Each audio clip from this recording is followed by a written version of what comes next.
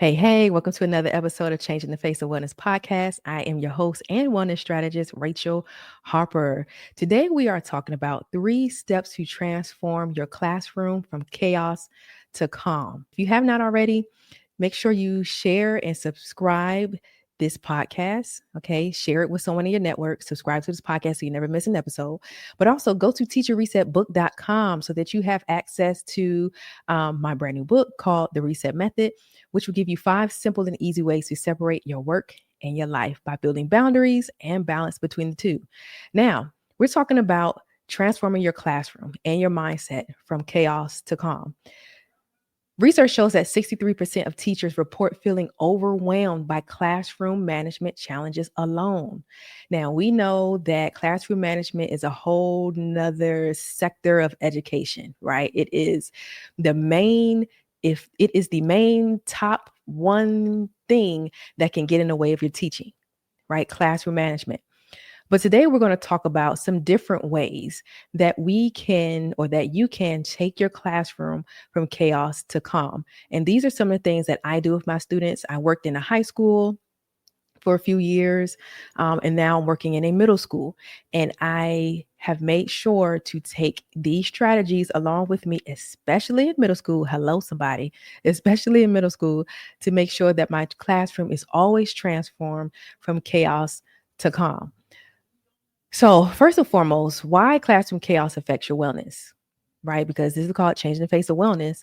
Well, you have to know that classroom chaos affects your wellness. You see it on a daily basis, right? You feel it on a daily basis. Anytime your class is chaotic, there's too much going on, students are doing the most, it affects your wellness. And you want to get to a place where chaos is not the norm, right? And maybe you're a seasoned teacher and you like, you know what? I got this classroom management. Well, I still want you to listen, right? Because maybe these are strategies that you haven't quite used. And maybe this is something that you can add that's new to your toolbox, okay, of classroom management. So remember, chaos will always affect your wellness. It'll give you stress. It can give you anxiety. It can make you frustrated. All the things. It affects you emotionally. It affects you physically. Having to talk all the time, put stress on your vocal cords, put stress on your heart. It can be a lot. That's why education is considered the second most stressful occupation behind nursing. It is a lot going on, a lot of things pulling at your attention, a lot of students out of their seats, a lot of students trying to be down with the new fad and the new thing, a lot of kids singing, a lot of kids wanting to be on their cell phones. It's a lot when it comes to classroom management. But how can you take back your power? How can you refocus your classroom to where it focuses on your wellness?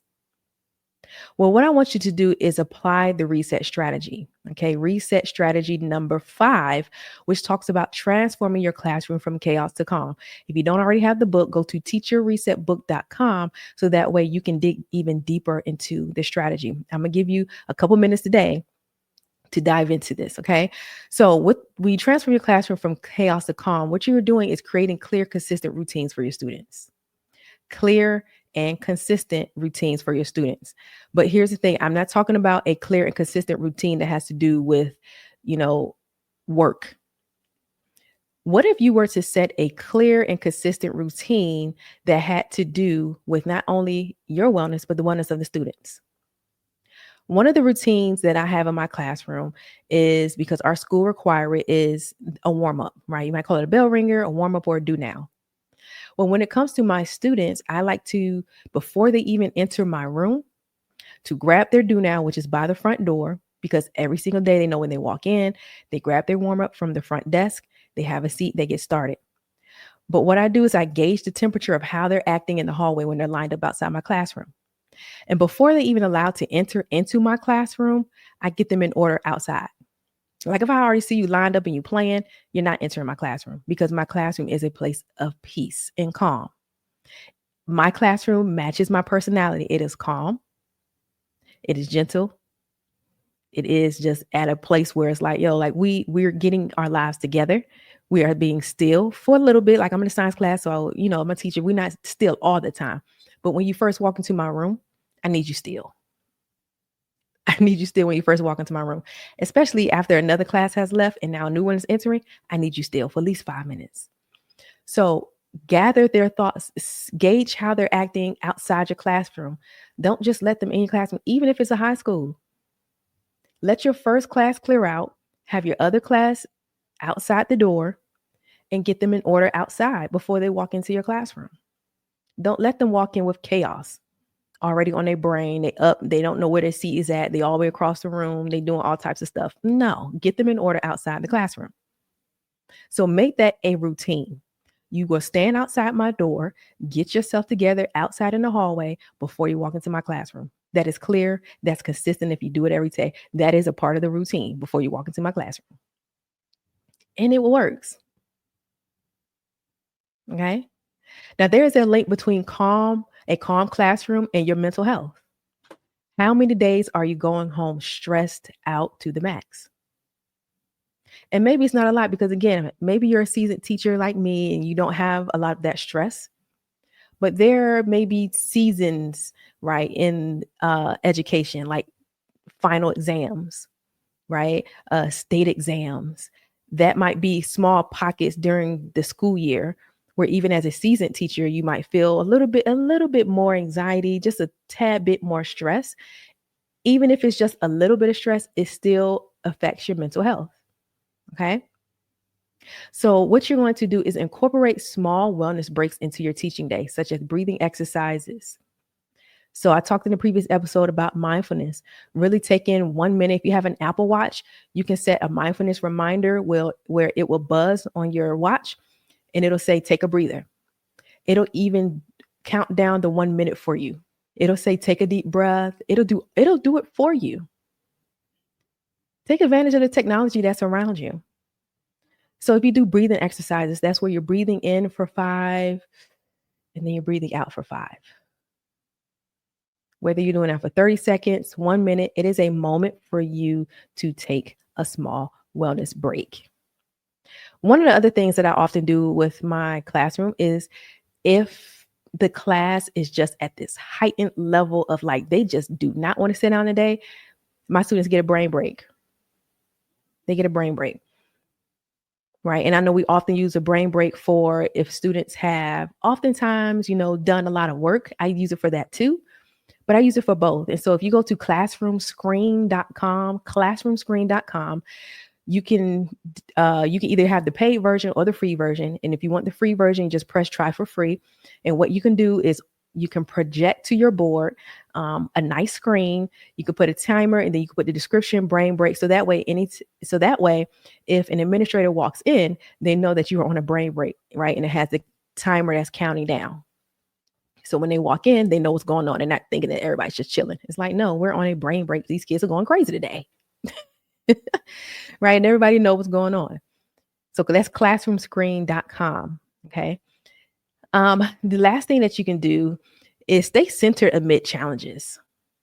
Okay. So even if there's challenges going on around you, we know, again, education has a lot of challenges. I want you to stay centered. That means don't allow the chaos to overtake you. Instead, you change the chaos. Don't allow the chaos to become your norm and it overtakes who you are, your personality, the bubbliness about you, where you become stressed, you have anxiety, you have fatigue, you have so many frustrations, you got a lot of anger and bitterness and resentment. Don't allow the chaos of education, where God called you to be, don't allow the chaos of education to overtake you. Stay centered in who you are. Stay centered in your wellness. Remember who you are. Don't allow work to overtake you. Work should not overtake you. Okay. So start each day with an intention setting practice to anchor your focus on calm. Each day. One of the things that I like to do is I wake up 4:30 in the morning and I like to just say, God, whatever's coming my way, I give it to you. Each day is another day for me to give to you, God, all of my burdens. Because you said yours were easier. So whatever's coming my way, I'm not holding on to it. I'm not going to take it. I'm not going to hold it as if it's mine because the chaos is not mine to hold. The burden is not mine to carry. It's not yours to carry. The burden is not yours to carry.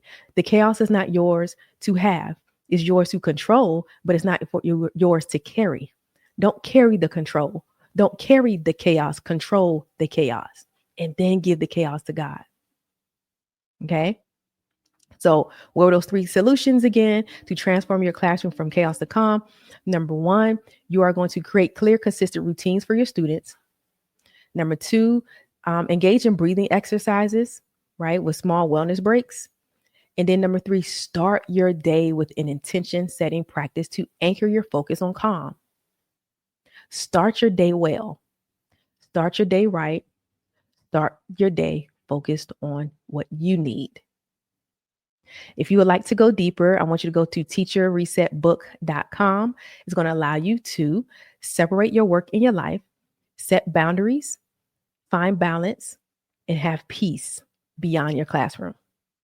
Make sure you share this episode and subscribe so you never miss the next episode.